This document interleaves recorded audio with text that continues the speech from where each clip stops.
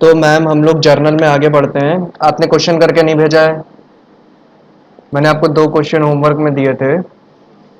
कौन कौन से थे वो? 4 और 7 वाले। तो दोनों आपने अभी तक नहीं किए हैं। सर कर लिए, बस अभी भेज रही हूँ। क्लास खत्म होने के बाद कर लिया। चलो ठीक है। और टेस्ट?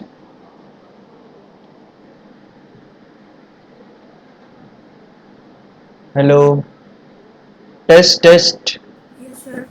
Test test. कल रखा। चलो ठीक है। और इस सैटरडे मैं आपका एक और टेस्ट रखना चाहता हूँ, रख लूँ? इकोनॉमिक्स का। हाँ, चैप्टर नंबर 1 चलेगा? ओके। ओके। दोनों रख दे क्या? Chapter 1 plus 2 combined?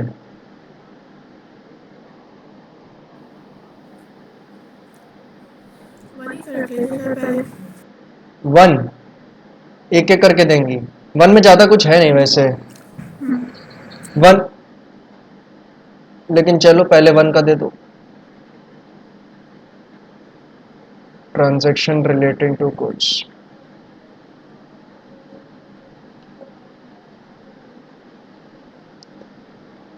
तो मैम नया कॉन्सेप्ट है हमारा इसमें, ट्रांजैक्शन रिलेटिंग टू गुड्स। ठीक है। यानी मुझे एक कारण बताओ जिसकी वजह से बिजनेस में गुड्स की वृद्धि होती है। बिजनेस में गुड्स की वृद्धि किस कारणवश होती है? क्या सर? बिजनेस में गुड्स की वृद्धि किस कारणवश होती है?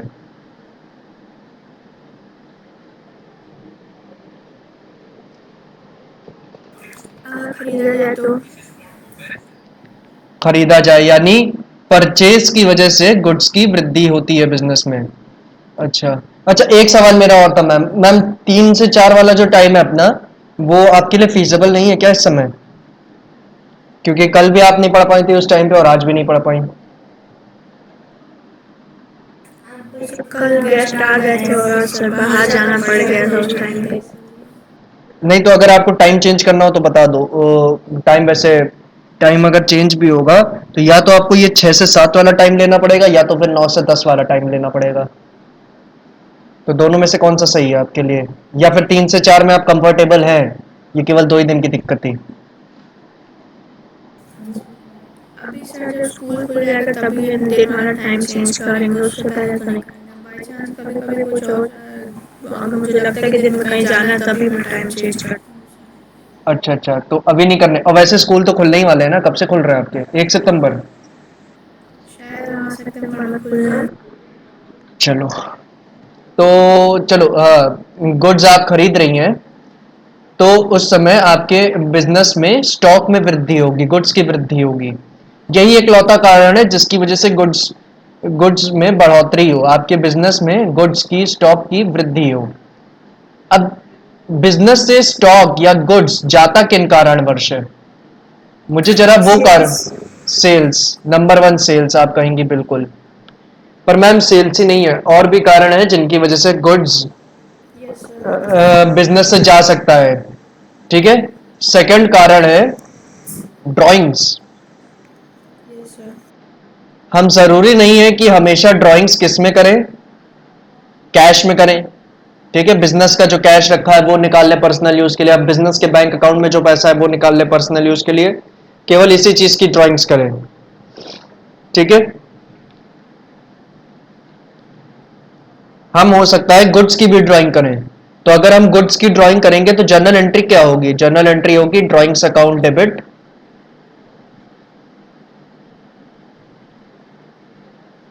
To purchases account. ठीक है। परचेज को स्टॉक क्यों नहीं?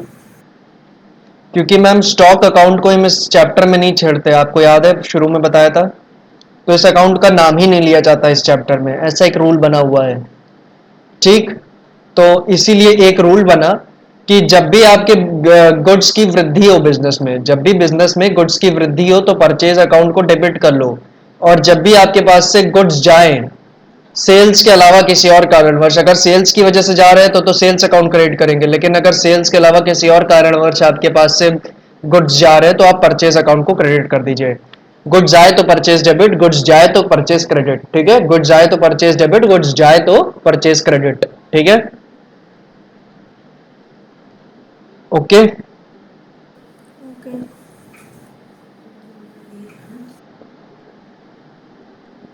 Sales drawings. तीसरा क्या है? चैरिटी। चैरिटी के लिए भी हो सकता है कि गुड्स जा सकता है, तो इसके लिए एंट्री क्या होगी? चैरिटी आपके लिए खर्चा है तो चैरिटी डेबिट होगा। ठीक है, यानी आपने चैरिटी में गुड्स बांट दिए। आपके पास जो बिजनेस में गुड्स पड़े थे, जैसे आपने किसी एनजीओ को दान में दे दिया, किसी हॉस्पिटल में दान में दे दिया, तो चैरिटी क्या हुआ? एक खर्चा हुआ, खर्चा बढ़ रहा है तो डेबिट, और परचेजेस क्रेडिट क्योंकि गुड्स दे रही हैं आप। क्लियर है?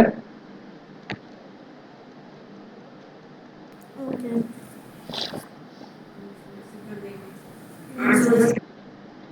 अगर मान लो आप फ्री सैंपल में बांट रही हैं, ठीक है, आप क्या कर रही हैं? फ्री सैंपल में गुड्स बांट रही हैं, तो भी यहां पे गुड्स आपके बिजनेस से जाएगा। ठीक है, क्योंकि फ्री सैंपल में बांट रही हैं तो गुड्स ही तो बांट रही है ना, तो गुड्स बिजनेस से जाएगा। तो फ्री सैंपल में बांट रही है तो एंट्री क्या होगी? Advertisement account debit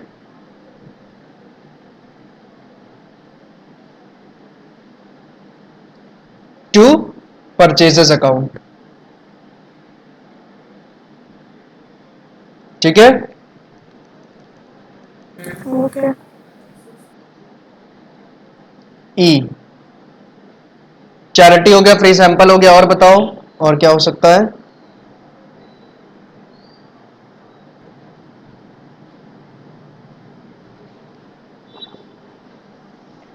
charity, free sample, loss. अगर गुड्स का लॉस हो जाए तो इसमें दो पॉपुलर लॉस है मैम, एक लॉस बाय फायर और दूसरा लॉस बाय थेफ्ट। ठीक है, यानी अगर आग लग गई तो लॉस हो रहा है, ठीक है, और अगर गुड्स चोरी हो गए तो लॉस हो रहा है। ठीक है,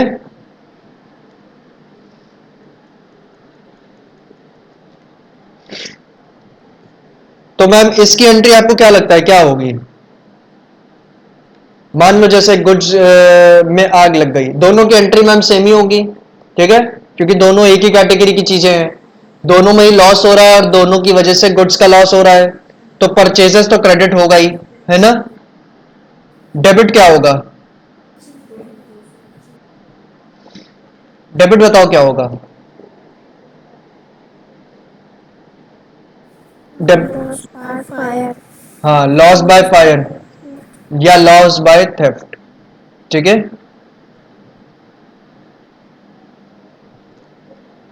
क्लियर है? लेकिन मैं थोड़ा इसको थोड़ा और डिटेल में जाना चाहूंगा मैम, जा सकता हूं? यस। मान लो एक केस लेता हूं मैं कि आपके गुड्स जो थे इंश्योर्ड नहीं थे। इंश्योर्ड मतलब पता है, जैसे हम लोग की जिंदगी का लाइफ इंश्योरेंस होता है ना, वैसे ही हम गुड्स और एसेट्स का जनरल इंश्योरेंस करवा सकते हैं। ठीक है, सही है ना? यस। तो गुड्स और एसेट का हम जनरल इंश्योरेंस करवा सकते हैं। तो ये गुड्स भी हमारे इंश्योर हो सकते हैं।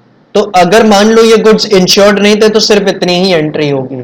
ठीक है, ये एंट्री कब होगी? जब गुड्स इंश्योर्ड नहीं है, तब आप केवल ये एंट्री कर देंगे। ठीक है, और इसके अलावा एक और एंट्री करेंगे, सॉरी, यहां पर और नहीं एंड लिखेंगे, एंड एक और एंट्री होगी, और वो कौन सी होगी? Profit and loss account debit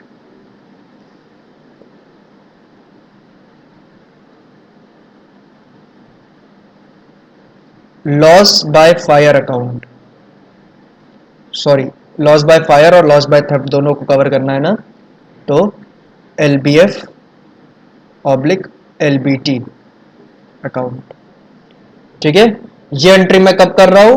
when the goods are uninsured, जब हमारे गुड्स इंश्योर्ड नहीं है, उनका कोई इंश्योरेंस हमने नहीं करवा के रखा है। व्हेन गुड्स आर अनइंश्योर्ड, तो मान लो हमारे 1 लाख रुपए के गुड्स थे जिनका लॉस हुआ है, तो ये पहली वाली एंट्री कितने रुपए से होगी? 1 लाख रुपए से, और दूसरी वाली एंट्री भी 1 लाख रुपए से होगी। अब आपका सवाल हो सकता है आपके मन में आए कि profit and loss account debit to loss by fire या लॉस बाय थेफ्ट अकाउंट मैंने क्यों किया है, पर मैं ऑलरेडी इस सवाल का जवाब दे चुका हूं, अगर आपको याद हो तो। मैंने 1 या 2 क्लास पहले इसका जवाब दिया था, याद है?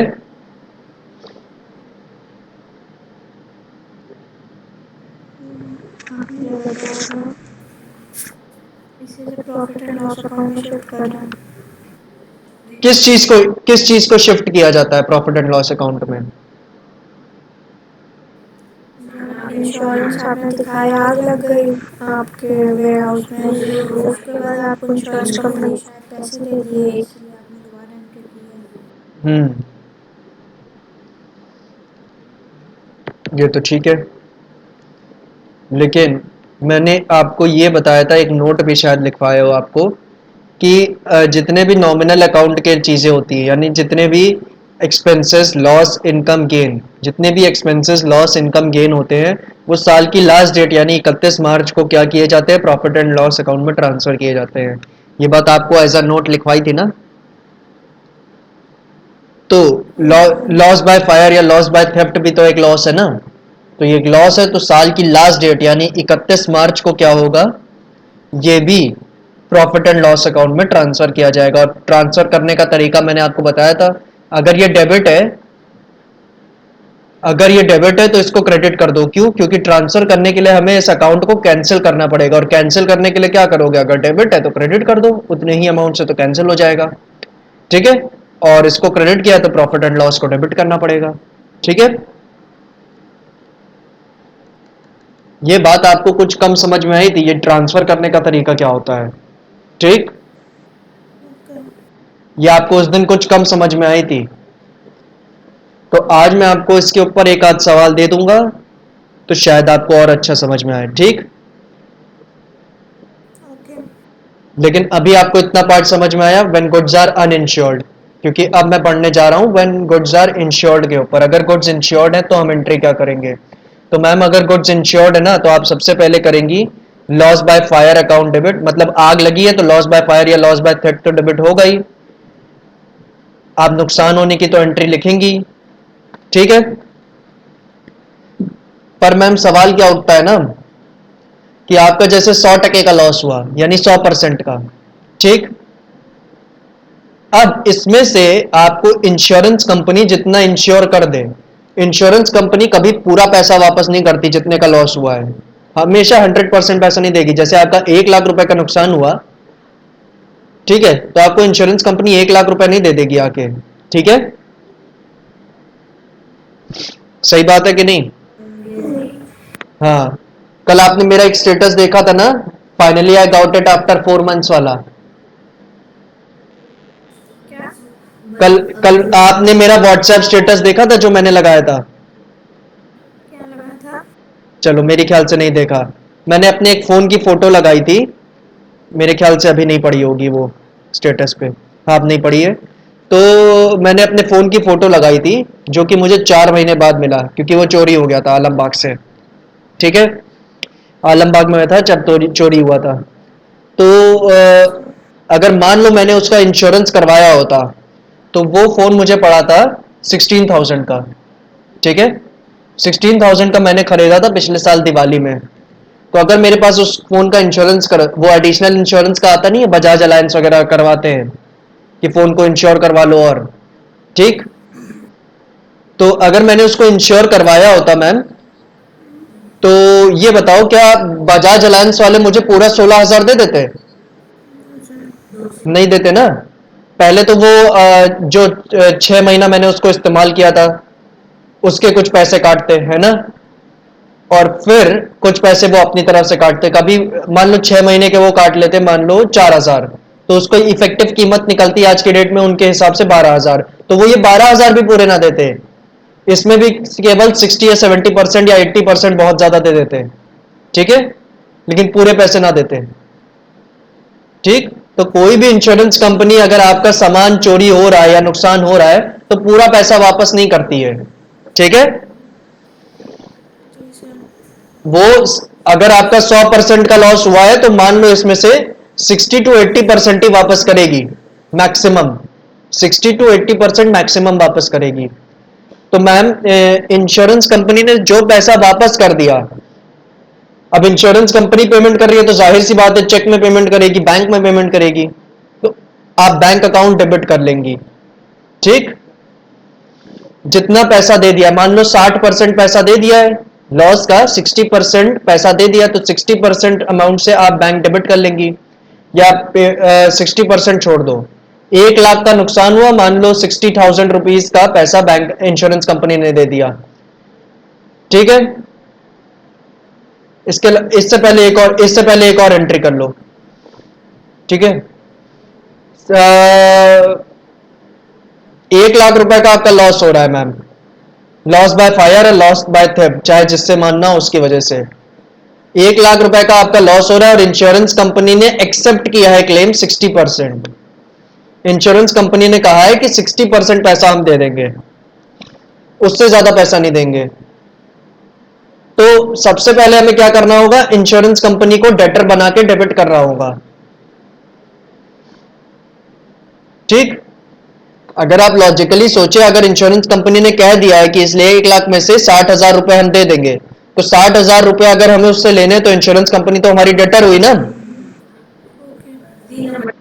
अगर हमें 60,000 रुपए इंश्योरेंस कंपनी से लेने तो इंश्योरेंस कंपनी हमारी डेटर हुई, और डेटर एक एसेट है, एसेट की वैल्यू बढ़ रही है तो इसको डेबिट करेंगे, और यहाँ लॉस की वैल्यू बढ़ रही है तो लॉस इसको डेबिट करेंगे। अब इंश्योरेंस कंपनी को कितने से डेबिट किया जाएगा, 1 लाख का 60% यानी 60,000 रुपए, क्योंकि 60,000 देगा, और आपका एक्चुअल लॉस जितना हुआ, यानी 1 लाख का तो लॉस हुआ नहीं, अब आपका लॉस कितना हुआ, 40,000 का, ठीक है। 1 लाख का हो रहा था लेकिन 60,000 का लॉस इंश्योरेंस कंपनी ने बचा लिया है, तो 40,000 का लॉस हुआ, तो 40,000 से लॉस बाय फायर या लॉस बाय थेफ्ट को आप डेबिट कर लेंगी, और यहां परचेजेस अकाउंट को क्रेडिट करेंगी, ओके।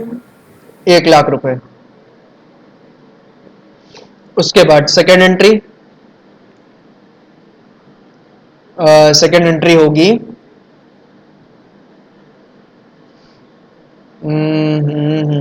हाँ सेकेंड एंट्री होगी ये, बैंक अकाउंट डेबिट, जब इंश्योरेंस कंपनी से पैसा मिल जाए तो bank account debit to insurance company account.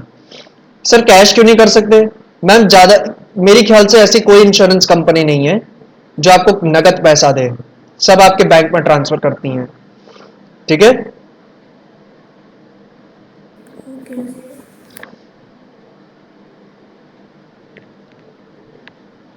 ठीक है, अब इसके बाद एक और एंट्री होगी, वो 31 मार्च वाली, जब हम ये लॉस को ट्रांसफर करेंगे प्रॉफिट एंड लॉस अकाउंट में, तो profit and loss account debit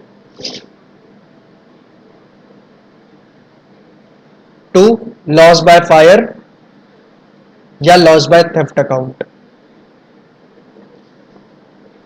40,000 40,000।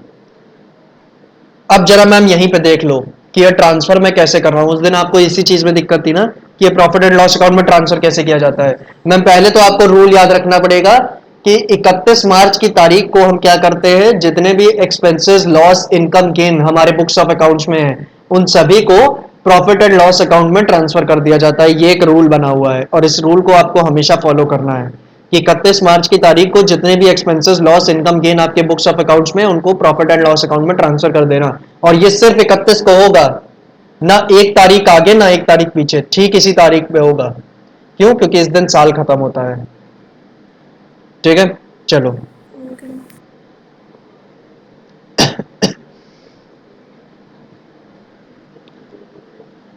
अब मैं कह रहा था मैम,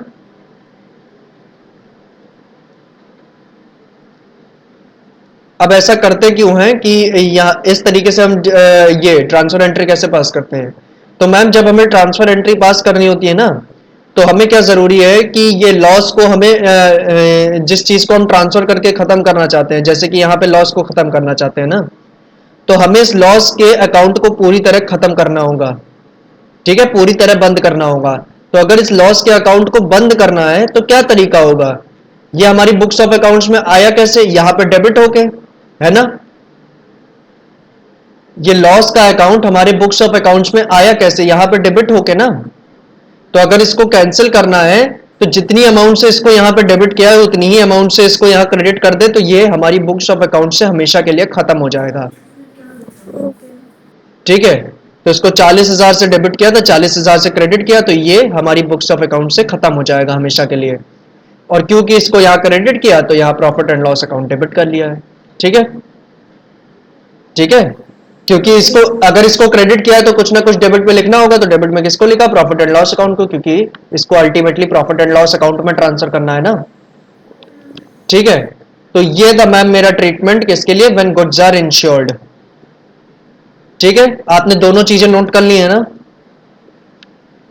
सर ये आप इसमें ये मॉडर्न मेथड से पढ़ा रहे हैं, लेकिन आप ट्रेडिशनल मेथड से नहीं पढ़ाएंगे। पढ़ाएंगे, जब ये पूरी तरह हम सारे कॉन्सेप्ट इससे डिस्कस कर लेंगे ट्रेडिशनल मतलब मॉडर्न मेथड से, ठीक है।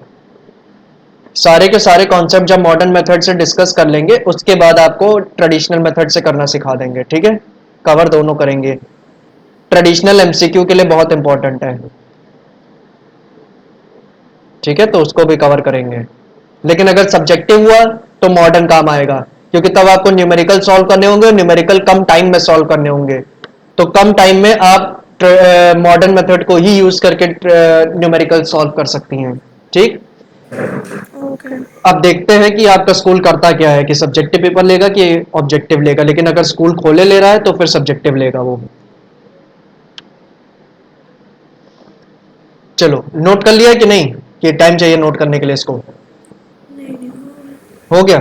चलो बस एक और मैम डिस्कस करेंगे इसमें, ट्रांजैक्शन रिलेटिंग टू गुड्स खत्म हो गया है, बस यही एक चीज थी इसमें ज्यादा, कि अगर आपने गुड्स को कन्वर्ट किया है एक एसेट में, goods converted into an asset, ये भी हो सकता है मैम, कि आपके पास कुछ गुड्स रखे थे, उनसे आपने एसेट बना लिया, ठीक है। जैसे कि टिम्बर वगैरह रखी थी और उससे फर्नीचर बना लिया, ठीक है। तो ये क्या है? आपने एक गुड से एक एसेट बनाया है, तो एसेट बनाया तो एसेट की वैल्यू बढ़ी है, तो एसेट का अकाउंट डेबिट होगा, और परचेजेस की वैल्यू कम हो जाएगी क्योंकि आपके गुड्स की वैल्यू कम हुई है, ठीक है। क्लियर है ना ma'am? Goods converted into asset हाँ, परचेज, इसका तो कोई एग्जांपल। इसका एग्जाम्पल जैसे कि ले लो, हम्म, आपके पास प्लास्टिक पड़ा हुआ था और प्लास्टिक का यूज करके आपने फर्नीचर बना दिया, ठीक है, आपका फर्नीचर की शॉप है और आपके पास कुछ प्लास्टिक पड़ा हुआ था, तो उस प्लास्टिक से आपने क्या किया? नहीं, इससे अच्छा ले लो, ये ना लो, बल्कि ये ले लो। हाँ यही सही है, ये जो चल रहा है सही है। प्लास्टिक पड़ा हुआ था तो प्लास्टिक की यूज करके आपने फर्नीचर बनाया है, ठीक है। तो वो फर्नीचर आपने अपने पर्सनल मतलब ऑफिस यूज के लिए बनाया है, ठीक, कि ऑफिस में रखा जाएगा, ठीक है। और ऑफिस में रखा जाएगा, रीसेल किया नहीं जाएगा, तो वो क्या है? एसेट है ना। आपने प्लास्टिक आपके पास पड़ा हुआ था, उस प्लास्टिक का आपने अपने फर्नीचर में यूज कर लिया और उसको रीसेल नहीं करेंगे, उसको ऑफिस में रखे रहेंगे, तो अगर उसको रीसेल नहीं करेंगे तो वो क्या है? एसेट है हमारे लिए, है ना। ओके। और अगर एसेट है हमारे लिए तो एसेट की वैल्यू आपके बुक्स ऑफ अकाउंट्स में बढ़ रही है, तो एसेट को डेबिट कर लेंगे और गुड्स को, परचेजेस को क्या कर देंगे? क्रेडिट कर देंगे, ठीक है। ओके। हाँ, क्योंकि आपके पास से गुड्स जा रहे हैं इसलिए परचेज क्रेडिट, और आपके पास एसेट की वैल्यू बढ़ रही है तो एसेट डेबिट, ठीक है। कोई डाउट है मैम? No sir. चलो ठीक है।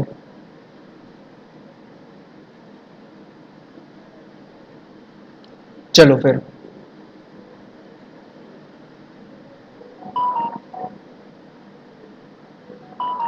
तो ये तमाम नोट कर लिया ना आपने? तो मैं आपको एक दो ट्रांजैक्शंस करने के लिए दूं तो आप कर लेंगी इसी के ऊपर? ठीक है। हाँ, जरा करके दिखा दो ताकि पक्का हो जाए और फिर हम लोग अगले कॉन्सेप्ट पे बढ़ें। तो जरा कुछ ट्रांजैक्शंस लिखो। पहला है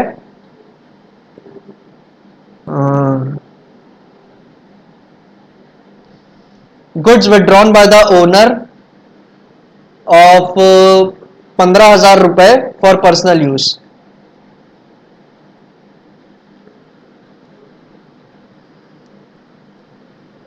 goods withdrawn by the owner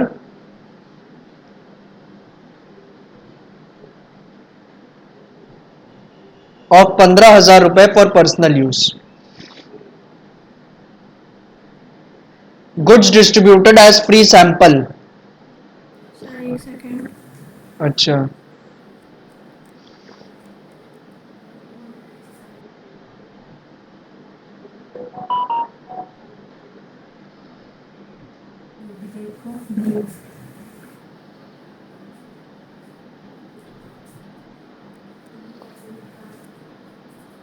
What's withdrawn?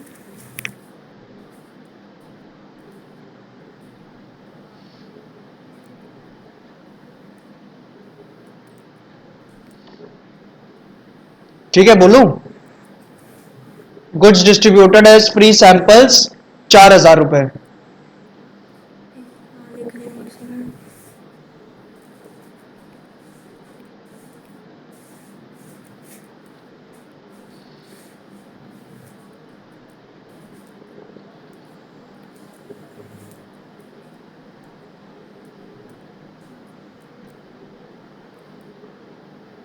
कितनी अमाउंट है गुड्स फ्री सैंपल वाली? फ्री सैंपल वाले की है 4,000 रुपए मैम। और पहले वाली एंट्री 50,000 थी ना? हाँ, 50,000 थी, 15,000 थी। सॉरी। अच्छा। Hmm, okay. चलो, फ्री सैंपल हो गया। Goods given away as charity 2,000 रुपए।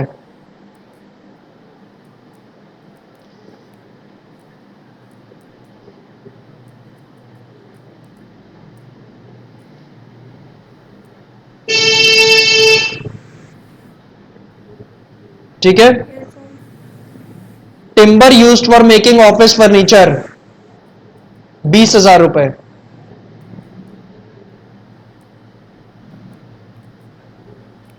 ब्रैकेट में लिखना, assume that the firm is a timber merchant।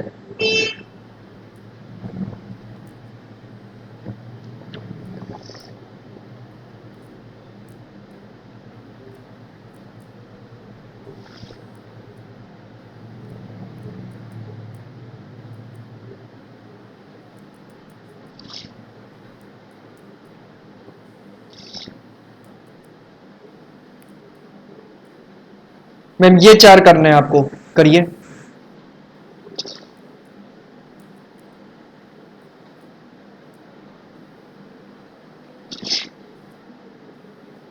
और टिम्बर वाला कितने का है हाँ, अमाउंट? टिम्बर वाले का, अरे मैम मैंने अपने दिमाग से बोला था, 10,000 कर लो, 10,000 रुपए। अमाउंट अमाउंट डजेंट मैटर, 10,000 लिख लो।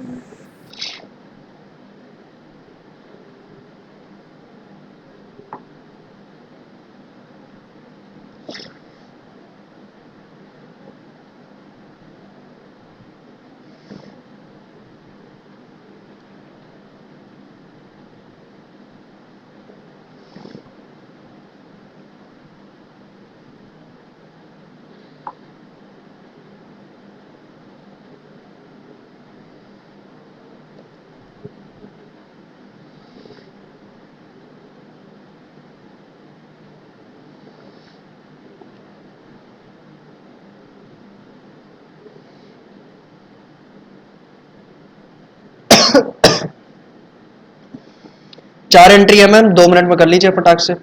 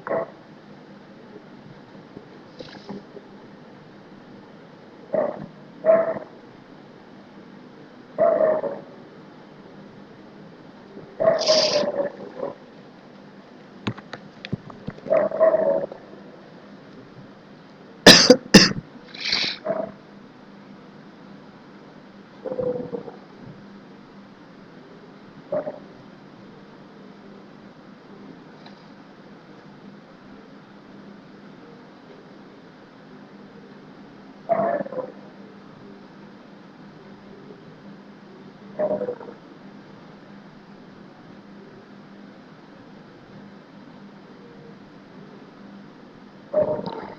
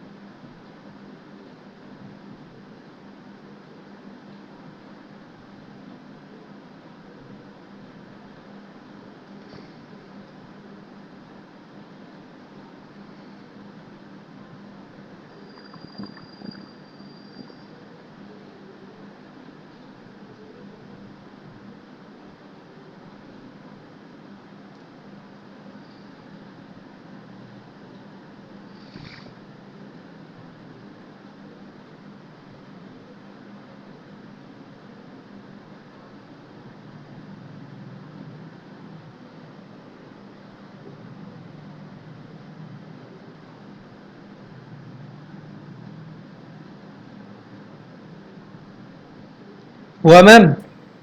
सर ये सब पहली एंट्री लिखिए। पहली? हाँ, अरे मतलब अब तक तो चारों हो जानी चाहिए थी ना, अभी सिर्फ तक आप एक ही कर पाई हैं। मैं डिक्टेट कर रही हूँ सर। हाँ हाँ हाँ, चारों करो, एक नहीं। Drawings, drawings to? Account debit to? लिखिए तो सर बता रहे हैं। लिखने की क्या जरूरत है, ऐसे बताओ, ड्राइंग एक ही एक लाइन की तो है सब। Drawings account debit to? Account debit to personal use. Personal use कहाँ होगा? पर्सनल यूज होगा? जरा इधर आते, जरा इधर आते। मतलब पर्सनल यूज मतलब परचेज परचेज। हाँ बिल्कुल, drawings account debit to purchase account, ठीक है। हाँ अब आप सही कर लेंगी, हो सकता है अगर चैरिटी और एडवर्टीजमेंट में आपने गलती की होगी, है ना, गलती कर दी खोल के। Distributors at as free sample. हाँ,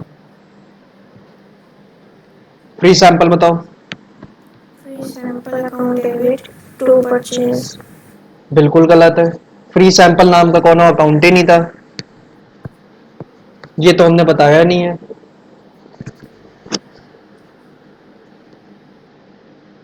बताओ। फ्री सैंपल मतलब क्या?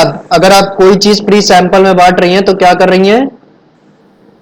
एडवर्टीजमेंट कर रही है ना। तो एडवर्टीजमेंट कर रही है तो एडवर्टीजमेंट का अकाउंट डेबिट होगा और परचेसेस अकाउंट क्रेडिट होगा। अगर मैम कोई भी चीज, अगर वो लाइफ बॉय वाले कभी कभी आते नहीं, हैंड वॉश फ्री में दे जाते हैं वो 10-20 रुपए वाला, तो वो क्या कर रहे हैं? फ्री सैंपल बांट रहे हैं। तो फ्री सैंपल के जरिए क्या कर रहे हैं? वो अपना एडवर्टीजमेंट कर रहे हैं, ठीक है। तो एडवर्टीजमेंट का अकाउंट डेबिट होगा क्योंकि खर्चा बढ़ रहा है उनका, और परचेसेस क्रेडिट होगा। ठीक है। हेलो। Yes sir. हम्म। मुझे नहीं देखे जाते लाइफ बॉय वाले फ्री सैंपल। मैम हमारे यहाँ दे गए थे, लाइफ बॉय वाले 20 रुपए वाला छोटा सा दे गए थे हैंड वॉश, जो कि जो कि आपने कहीं पे डाला हुआ था क्या अपना एड्रेस? नहीं, खुद ही आए थे वो लोग, कुछ सर्वे किया कि आप कौन सा हैंड वॉश यूज करते हैं, कौन सा नहीं यूज करते हैं, कौन सा साबुन यूज करते हैं, ये सब, और फिर एक फ्री का दे के गए। तो अच्छा सर, अरे वो आपके इतना, यहाँ बारिश हो रही है? मैम बारिश अभी थोड़ी देर पहले हो रही थी, बहुत तेज हुई थी, लेकिन अभी तो ठीक है। एक सेकंड रुकिएगा बस मैम।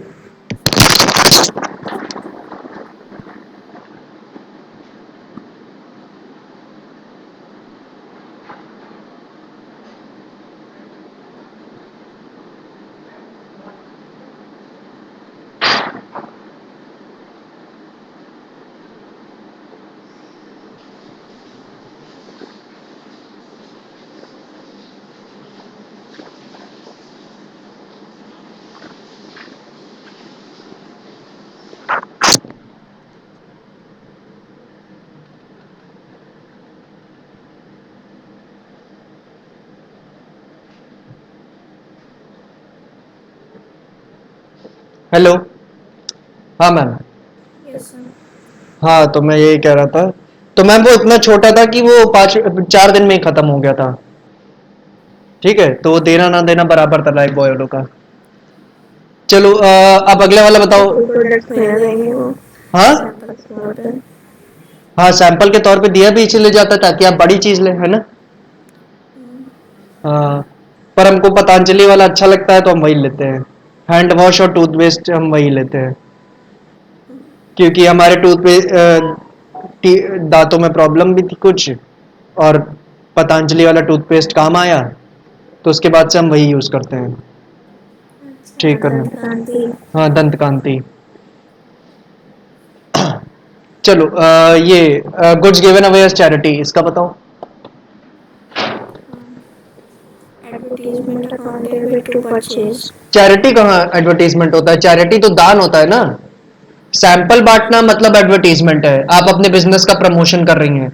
लेकिन अगर चैरिटी में कोई चीज बांट रही है, जैसे आप आलमबाग में अगर निकलें, तो आलमबाग में अनेकों लोग आपके सामने आते हैं ना, कि हमें पैसा दे दो, पैसा दे दो, ठीक है, भीख मांगते हुए।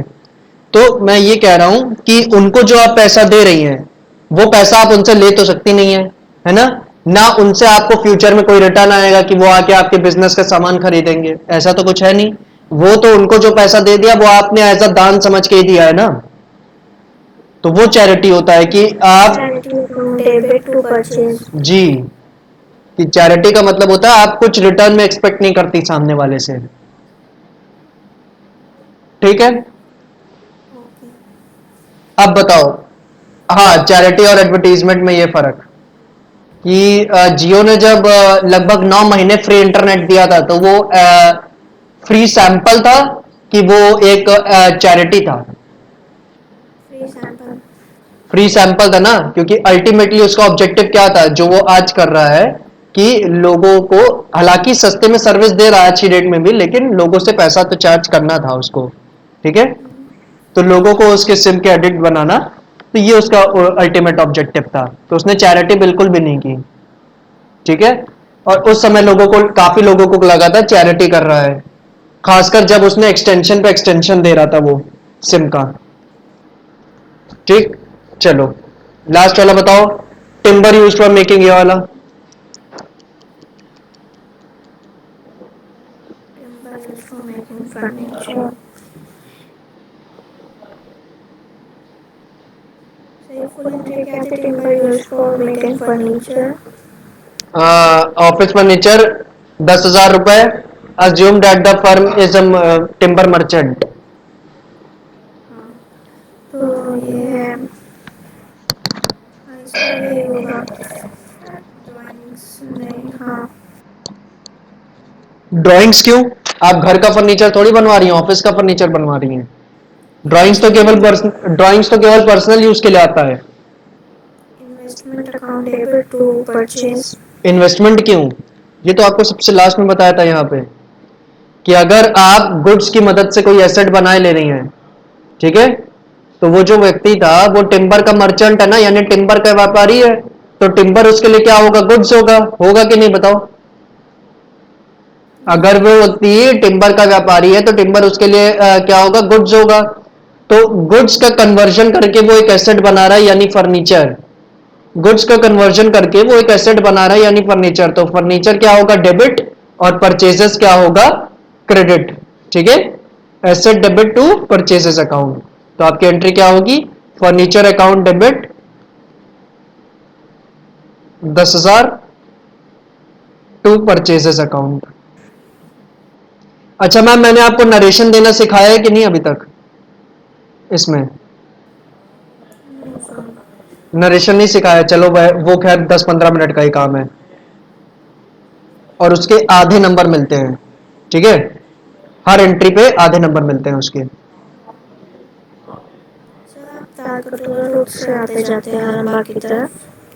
हाँ मैम, बालाजी मंदिर की तरफ से। बालाजी मंदिर देखा है? नहीं। चलो, ब्रिजवासी बेकरी वाली रोड पकड़ के आते हैं। ब्रिजवासी बेकरी तो देखी है ना अच्छा, उस आलमबाग? मंदिर का नाम बालाजी मंदिर है। अच्छा। नहीं, उधर मंदिर वाला नहीं, बालाजी मंदिर तो इधर है राजाजीपुरम में। लेकिन मैं रोड अच्छा। रोड बता रहा हूँ, वो बालाजी वाली जो ब्रिजवासी वाली जो लंबी रोड चली है, जो कि सीधे मेडिकल कॉलेज पे रुकती है जाके, पता नहीं कितनी लंबी रोड है वो। तो आप मतलब कितने पुल, मतलब पुल पार करके रहते हैं आप? हाँ, दोनों पुल पार करके आना पड़ता है जब भी। अच्छा। हाँ, आलमबाग आते रहते हैं मैम हम। आलमबाग क्योंकि काफी काम रहते हैं ना, आलमबाग तो मतलब आप समझ लीजिए मेन मार्केट है। ठीक है, अच्छा। तो तो आना ही यहाँ पे पड़ता तो है। लोग खरीदारी के लिए दूर दूर से आते हैं, चाहे वो हाँ, उल्टी नगर से हो चाहे कहीं तो और से हो। हफ्ते में 3 दिन तो आना ही पड़ता है उधर। ठीक है, और इस समय तो मतलब ऑनलाइन ट्यूशन चल रहे हैं, नहीं तो जब हम ऑफलाइन पढ़ाते थे पिछले साल तक, तो सबसे ज्यादा ट्यूशन भी इसी एरिया में मिलते थे। जी सर, तो आपने वहाँ पे आपके घर में आपने पौधे लगाए हुए हैं? मैंने सुना है वहाँ पे एक दुकान है तालकटोरा रोड पे भी। नहीं, मेरे घर में पौधे पहले लगे थे, अब तो बस गमले वमले में लगे हैं।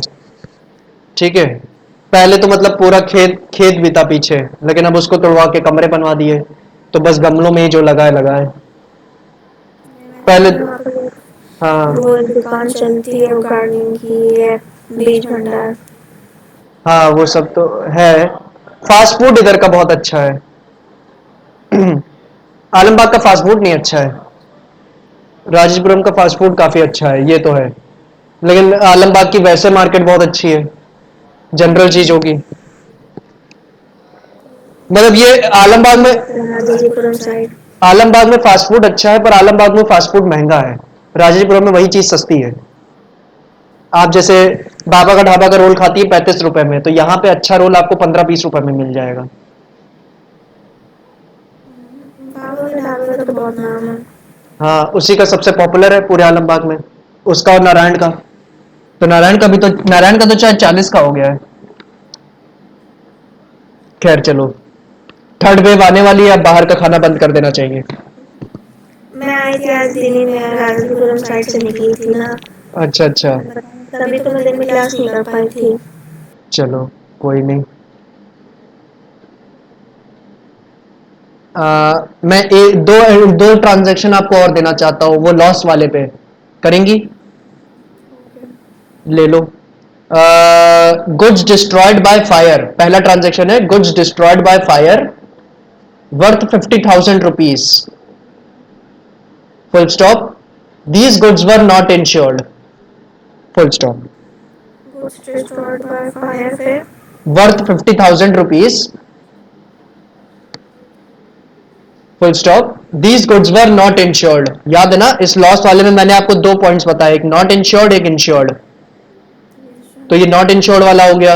अब अगला ट्रांजेक्शन लिखो, वो इंश्योर्ड पे होगा। Goods destroyed by fire worth 2 lakh rupees, goods destroyed by fire worth 2 lakh rupees, and these goods were insured from an insurance company. Destroyed by fire 2 lakh. हाँ, 2 lakh rupees, and these goods were insured from an insurance company who paid 60% of the loss. 60% of the claim लिखो, आपकी book में claim लिखा होता है DK कोयल में, 60% of the claim. Okay okay. ठीक, full stop लगा के शुरू कर दो। हाँ, एक और लाइन लिख सकती हो, the payment was made on the same date by the insurance company. Okay. Hmm.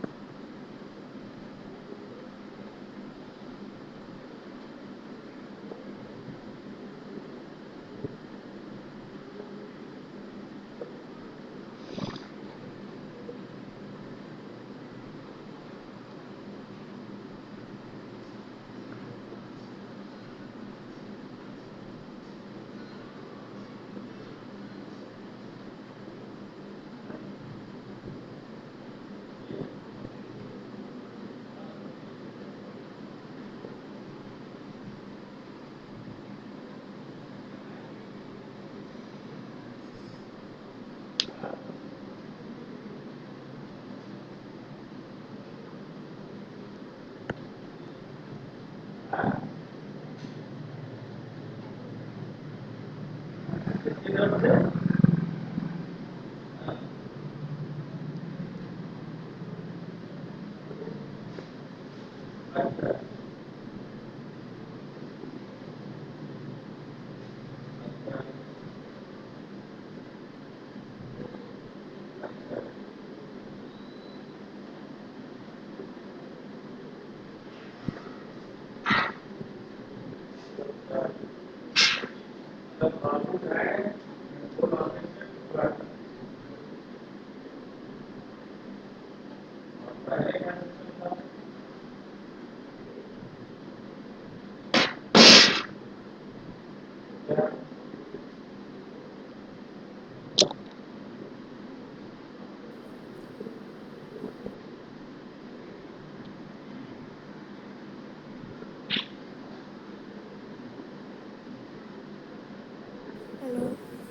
Yes ma'am. Sir, पहली एंट्री होगी hmm. Goods restored by fire account debit to purchase. अरे मैम ये कौन सा अकाउंट होता है? गुड्स डिस्ट्रॉयड बाय फायर थोड़ी बताया था, क्या था ये, कहाँ गए? Loss by fire account debit, LBF। अरे मतलब भाई, टू परचेज अकाउंट 50,000 रुपए से, बिल्कुल सही है। सेकंड एंट्री क्या होगी इसमें? इसमें दो एंट्रीज होंगी ना, दूसरी वाली भी तो होगी, profit and loss account debit to loss by fire account. ठीक है, 50,000 रुपए से है क्या? दो एंट्री होंगी ना इस ट्रांजैक्शन के लिए। एक तो होगी loss by fire account debit to purchases account 50,000 रुपए से, दूसरी वाली भी तो होगी profit and loss account debit to loss by fire account 50,000 से, लॉस को ट्रांसफर करने वाली एंट्री। ठीक है, और जब भी आप ये वाली एंट्री पास करेंगी ना, प्रॉफिट एंड लॉस में ट्रांसफर करने वाली, उसमें डेट की तरफ आप 31 मार्च हमेशा डाले रखिएगा। इससे आपको हमेशा याद रहेगा कि ये काम हमेशा 31 मार्च को ही होता है। ठीक है, ओके अब सेकंड वाला बताओ। सर, लेकिन हम लोग ये जब नॉर्मल एंट्री करेंगे तब तो नहीं करेंगे, जब हम प्रॉफिट लॉस अकाउंट बनाएंगे तभी तो उसमें भेजेंगे। Ma'am profit and loss account बनाना तो है ही। ठीक है, ये जर्नल आखिर बनाया किस? लेकिन नॉर्मल हाँ, नॉर्मल जनरल के क्वेश्चन में तो नहीं लिखेंगे ना उसे। नहीं आप लिख सकती हैं। देखो मतलब ये चीज है, जर्नल अगर बनता है तो उसके बाद ledger, trial balance, final accounts तो बनेगा ही बनेगा। ठीक है, अगर नहीं बनाने को बोला उस क्वेश्चन में तो फालतू ना लिखे ना, तो टीचर बोलेगा जब एंट्री नहीं दी है तो क्यों लिखती हो। नहीं प्रॉफिट एंड लॉस की तो आप एंट्री लिख सकती हैं ना, ये वाली ट्रांसफर एंट्री आप डाल सकती हैं। आपका जो सोल्यूशन हो उसमें आपको ये एंट्री करनी पड़ेगी, या आप बुक में अपना ये कॉन्सेप्ट खोलिएगा, वहां पे भी ये एंट्री मेंशन्ड होगी, profit and loss account to loss by fire वाली। तो ये सबसे आखिरी में की गई हुई है क्या एंट्री? ये आपकी एंट्री करी जाएगी, पहले ये लिखी होगी, उसके बाद ये इंश्योरेंस कंपनी वाली लिखी होगी उन्होंने, और उसके बाद ये लॉस बाय फायर और ये प्रॉफिट एंड लॉस वाली लिखी होगी, क्योंकि इंपॉर्टेंट होती है मैम। ये जो रूल मैंने आपको लिखवाया 31 मार्च वाला, ये बहुत इंपॉर्टेंट रूल है, तो इसके बेस पे एंट्री आपको करनी ही पड़ेगी पेपर में भी। अगर आपने ये एंट्री नहीं की प्रॉफिट एंड लॉस वाली, तो आपका 1 मार्क कट जाएगा अगर सब्जेक्टिव पेपर हुआ तो, और अगर ऑब्जेक्टिव हुआ तब तो इस कॉन्सेप्ट से क्वेश्चन आना मुश्किल है। ठीक है, लेकिन फिर भी जनरल एंट्री तो पूछ ही सकते हैं ऑब्जेक्टिव में भी वो। ठीक है, तो मतलब ठीक ये है सर। ये ये आपको हर हाल में पास करनी है मैम, आप इसको स्किप नहीं कर सकती। जर्नल में भी इसकी एंट्री करनी है, और फाइनल अकाउंट्स में तो ये काम आएगा ही आएगा। ठीक है, ओके। चलो सेकंड वाला बताओ। हाँ, सेकंड वाला है goods restored by fire to loss by fire, loss by fire, loss by fire. अरे मैं क्वेश्चन पढ़ रही हूँ सर, एक मिनट हम्म। बता रही थी। ये वाला क्वेश्चन है। हाँ, तो इसकी एंट्री होगी loss by fire account debit. Hmm. ठीक है, हम्म। और इसका अमाउंट आएगा 80,000। हाँ, लॉस बाय फायर का 80,000, ठीक है। और फिर आएगा टू इंश्योरेंस। टू नहीं होगा, टू इंश्योरेंस नहीं होगा, इंश्योरेंस कंपनी डेबिट होगा ना। Loss by fire account debit 80,000, और insurance company account debit. Insurance insurance company हम लोग को पैसा दे रही है तो हम लोग को फायदा हो रहा है, तो उसे क्यों डर नहीं, लग रहा है? इंश्योरेंस कंपनी आपकी डेटर बन रही है, क्योंकि आपको फ्यूचर में इससे पैसा लेना है, और डेटर की वैल्यू जब भी बढ़ती है तो क्या किया जाता है, उसको डेबिट ना। इंश्योरेंस कंपनी आपको गेन थोड़ी दे रही है, वो गेन को क्रेडिट किया जाता है, गेन अगर बढ़ता है तो उसको क्रेडिट किया जाता है, ठीक है। ओके, तो सर आपने ऊपर ये भी तो लिखा था उसने उसी समय पैसा भर दिया था। उसने उस समय हाँ, उस समय पैसा दिया तो उसकी एंट्री दूसरी होगी, ठीक है। और टू परचेजेस अकाउंट ये होगा 2 लाख। इंश्योरेंस का होगा और अब सेकंड वाला, 1,20,000। हाँ, अब आप करेंगे ये वाली bank account debit to insurance company account, के इंश्योरेंस कंपनी से पैसा मिल गया, ठीक है। और बैंक ही क्यों किया जाएगा, क्योंकि ये लोग चेक में ही पेमेंट करते हैं हमेशा, बैंक वाले, या तो आजकल सीधे आरटीजीएस ही कर देते हैं, ठीक। अब लास्ट एंट्री क्या होगी, profit and loss account debit 31 March पे, to loss by fire account 80,000, ठीक है। ओके। क्लियर है मैम, समझ में आ गया। तो चलो, होमवर्क में एक क्वेश्चन और ऐड कर लो। 4 करना है आपको, 4 और, अच्छा 4 और 7 तो आप, 4 और, हाँ, 4 और 7 तो आप कर चुकी हैं, है ना। तो बचा क्या आपके पास, आपको ये बस 8 नंबर वाला और करना होगा। 4 और 7 तो अभी आपने कर लिया तो आप भेज देंगी, तो ये 8 वाला आज कर लीजिएगा, ठीक। उस पिक में है। हाँ, उसी पिक में होगा ये जो मैंने आपको भेजी होगी। 7 के लिए मैंने आपको पिक भेज दी थी ना, तो उस पिक में होगा ये, अगर आपने डिलीट ना की हो वो पिक। डिलीट तो नहीं कर दी? No sir. नहीं, कई लोग डिलीट कर देते हैं, जैसे मेरी मम्मी है, वो हमेशा व्हाट्सएप क्लियर करती रहती हैं अपना। तो ऐसे आप तो नहीं करती ना, क्योंकि अगर आप करेंगी तो उससे तो फिर डिलीट हो जाएगा, तो मुझे दोबारा भेजना पड़ेगा, ठीक। ओके। चलो खैर, फिर 8th वाला कर लेना और उसके आगे कंटिन्यू करेंगे कल, ठीक है। कल भी हम लोग अकाउंट्स ही पढ़ेंगे, थर्सडे फ्राइडे सैटरडे कर लेंगे, ठीक है, इकोनॉमिक्स, ठीक।